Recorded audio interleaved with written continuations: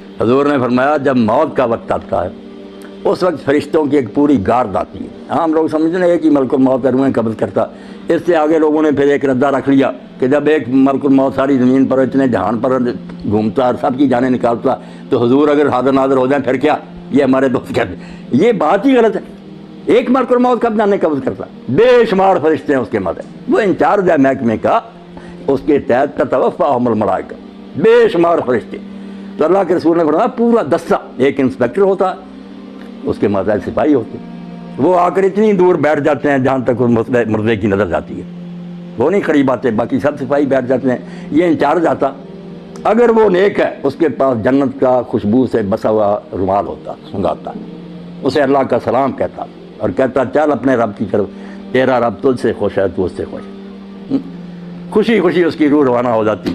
برا جو ہے نا ڈراؤنی شکلیں جیسے ہتھکڑیاں ہوتی ہیں پولیس کے پاس, جو برا مردہ اس کے لیے جو فرشتے ہی آتے ہیں نا اس سے اسے پتہ چل جاتا کہ میرا انجام اب کیسا.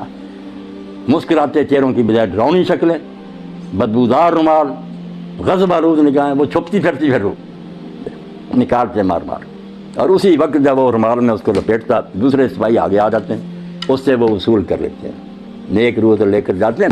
اللہ کے رسول صلی اللہ علیہ وسلم جہاں جہاں سے گزرتے ہیں خوشبو پھیلتی جاتی ہے اور ساری مخلوق کہتی ہے مرحبا, مبارک ہے تیرا آنا یار, تو نے ہم سب کو نا معطر کر دیا. اور اگر برا تو بدبودار رومال, بدبو پھیلتی اور سارا جہاں لعنت کرتا کہ تو کیسی منحوس روح ہے, ہمارا دماغ ہی خراب کر دیا. آسمانوں پر جاتے ہیں, پھر وہاں اجازت مانگتے ہیں کہ دروازہ کھولا جائے, کھولتے جاتے ہیں نیک کے لیے. 7 آسمان پر کے اللہ کی عدالت میں لے جاتے ہیں.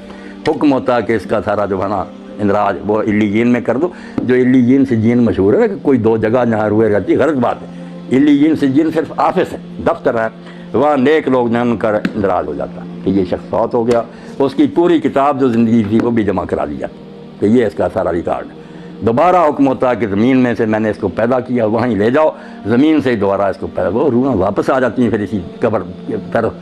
برے کی روح لے کر جاتے ہیں. جب حضور صلی اللہ علیہ وسلم فرمایا, اللہ کہتا نہ آسمان کے دروازے نہ کھولو, میرے دربار میں نہ دفع کرو, اس کو دھتکار دو, اس کو 7ویں زمین کے نیچے پھینک دو, وہاں رہ, وہاں سے نکل. لمبی حدیث ہے جو حضرت سے بڑا ابن عبد الجلال. نیک لوگوں کی روحیں خوشی میں ہوتی ہیں, کیسی پاک زندگی ان کی. حدیث پاک میں آتا ہے سنن ابن ماجہ کہ جب اس کو فرشتے آ کر حساب کے لیے کہتے ہیں نا کہ جواب دو سوالوں, تو منظر دکھایا جاتا ہے سورج غروب ہونے کا.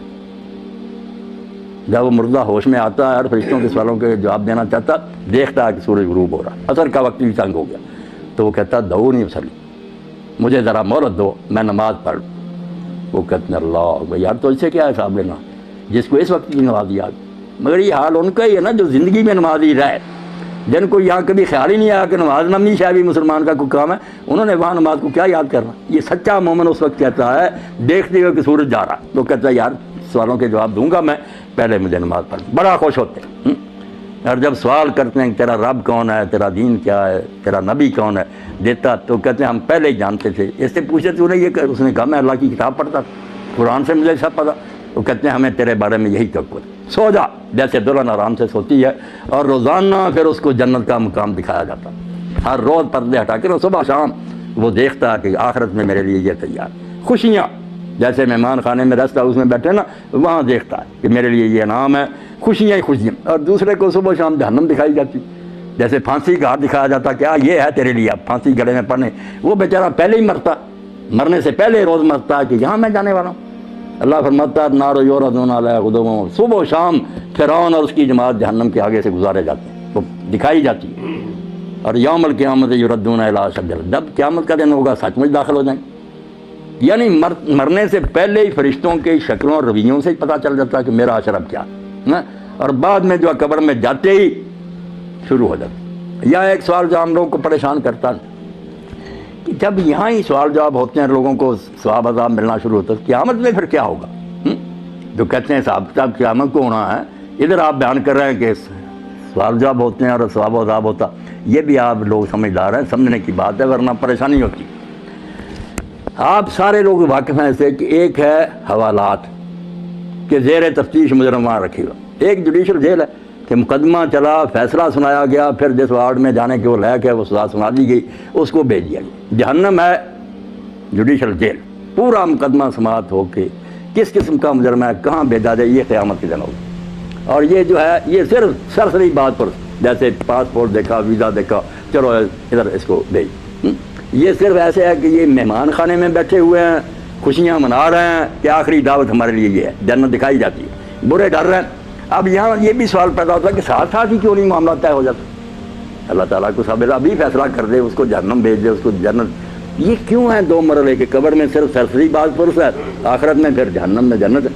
یہ چیزیں آپ چونکہ پڑھے لکھے ہیں اور یہ چیزیں ضرور کی ہیں کہ عقیدہ جو آخرت کا اس کو سمجھا جائے۔ بات اصل میں یہ اور بڑی نازک بات ہے جو قرآن حدیث نے بتائی، توبہ توبہ ہم اس کی طرف دھیان نہیں کرتے کہ نیکی بدی وہ نہیں جو آپ نے مرنے تک کی، کھاتا آپ کا بند نہیں ہوا، آپ مر گئے کھاتا چل رہا۔ یہ جب تک یہ کارخانہ سٹاپ نہیں نہ ہوتا، میزان نہیں لگ سکتی کہ میری نیکیاں کہاں کا اپنا اثر دکھایا، میری بری مثالوں نے کتنے لوگوں کو گمراہ کیا۔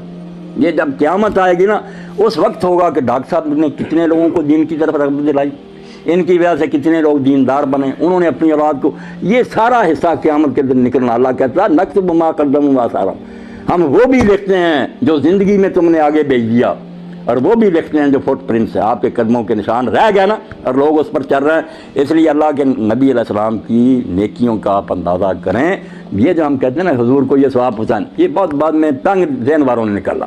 رسول اللہ کو پہنچانا کیا؟ جو نیکی امت کرتی ہے نا، میں نے قرآن پڑھا، نماز پڑھی، روزہ رکھا، ہر ایک امتی کے اس عمل میں سے ایک آپ کے کھاتے میں جا رہا ہے، صحابہ کے جا رہا ہے، امام انہوں نے دین ہم تک پہنچایا۔ جو نیکی سکھائے گا، جتنے اس کے بعد جہاں تک وہ چلتی رہے گی اس کو ثواب ملے گا۔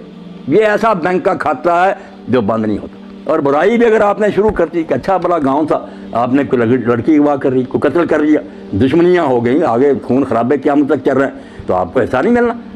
اگر ہٹلر نے جنگ عظیم لگا دی اور ساری مہنگائی ہوگی، دنیا مر گئی، تو اس کو ثواب مل سکتی ہے دنیا میں؟ کون سی عدالت تھی؟ اس کے پاس کتنی زندگیاں تھیں کہ اس کو بار بار ایک ایک کے بدلے مرا، لاکھوں تو انسان مرے ہیں۔ اب قیامت کا دن چونکہ وہاں بار بار زندہ ہونا، بار بار مرنا، یہ عدالت نے سنا، اس کو اتنی بار پھانسی دی ہے۔ یہ بیچارے کہتے ہیں قانون کے مطابق اس کو دینی تو چاہیے مگر دے نہیں سکتے، وہاں سچ مچ دی جائے گی۔ تو یہ نیکی اور بدی کا جو لمبا چوڑا تصور نا کہ نیکیاں بھی جہاں جہاں جا رہی ہیں یہ بھی آپ کے کھاتے میں پڑی ہیں۔ اسی لیے اللہ کے رسول علیہ السلام فرماتے ہیں آدم کا پہلا بیٹا جس نے اپنے بھائی کو قتل کیا، اب جب قتل ہوتا ایک گناہ اس کے کھاتے میں اور قتل کا پڑتا جاتا کہ تو نے یہ سننا شروع کی، اگر یہ بد رسم تو شروع نہ کرتا تو کیوں انسانوں میں قتل ہوتا؟ اب جب تک قیامت نہیں آتی آپ سمجھ جائے کہ کھاتا نہیں پتہ چل سکتا کہ اس کی نیکیاں کتنی بنی، برائیاں کتنی بنی۔ اس لیے محتاط رہنا چاہیے کہ میں اپنے طرز عمل سے کہیں اولاد کو گمراہ نہ کر لوں، میرے دوست نہ بگڑ جائیں، میرا خطبہ سننے والے نہ، میں مر جاؤں گا مگر میرے گناہ کی جو گٹھلی ہے یہ بھاری ہوتی جائے گی۔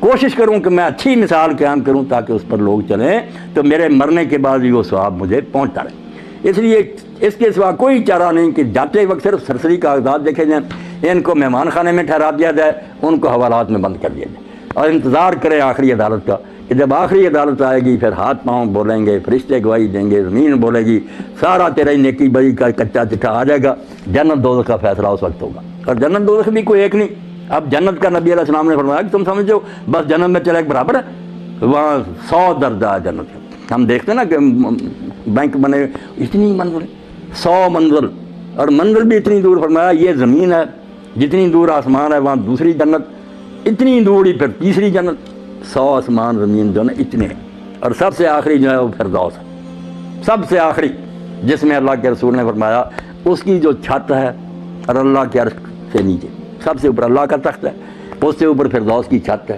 اس فردوس کی چھت کا نام عربی زبان میں الوسیلہ ہے، اور وہ صرف ایک بندے کو الاٹ ہوگا ساری کائنات میں۔ وہ کتنا خوش قسمت ہوگا، اور وہ کون ہے؟ خود محمد رسول اللہ صلی اللہ علیہ وسلم۔ فرمایا وہ ایک آدمی کو ملنا ہے، اور امید ہے کہ میں ہی ہوں مگر میں دعویٰ نہیں کر سکتا، تم میرے لیے اذان کے بعد وہ مانگو۔ اس لیے ہم جو ہے صلی اللہ علیہ وسلم میرے لیے وہ مقام اور مرتبہ مانگو، ہم کہتے ہیں آتے محمد علیہ وسلم کہ اللہ جو تیرے قریب کا وہ مقام ہے وہ حضور کو دے۔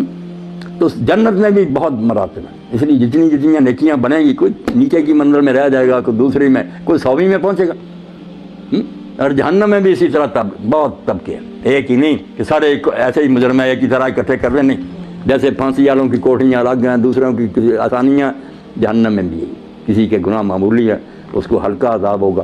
جیسے ابو طالب میں رسول اللہ کے چچا، تو نبی علیہ السلام سے جب پوچھا کہ اللہ کے رسول، حضرت عباس نے پوچھا بھائی سے ان کے ابو طالب کہ آپ کے چچا نے آپ کی اتنی حمایت کی، دشمنوں کے مقابلے میں اس طرح وہ سینہ تان کر کھڑا رہا، حفاظت کرتا۔ آپ کی اس امداد سے اس کو کوئی نفع پہنچا؟ تو حضور نے فرمایا میری امداد اور حفاظت کی برکت ہے کہ جہنم میں سب سے ہلکا عذاب تعلق ہوگا، ورنہ اگر نہ ہوتا تو درمیان جہنم کے ہوتا۔ اب میرا ساتھ دینے کی برکت یہ ہے کہ پھر جوتیاں آگ کی ہوں گی، توبہ، اس سے بھی دماغ کھول رہا ہوگا۔ باقی جو پھر بہت بڑی جگہوں میں ہوں گے، اللہ پناہ، تو اللہ کہتا ہے اس وقت تم سر جھکائے پھر یہ منت سماجت کرو گے کہ اللہ دوبارہ بھیج، تو اللہ نہیں سنے گا۔ پھر اب وقت ہے کہ موت آنے سے پہلے پہلے توبہ کر لو، باز آ جاؤ، چھوڑ دو برائیاں، نیک ہو جاؤ، پھر کوئی بات نہیں، تم سے جتنے جی چاہے گناہ ہوئے ہیں۔ اللہ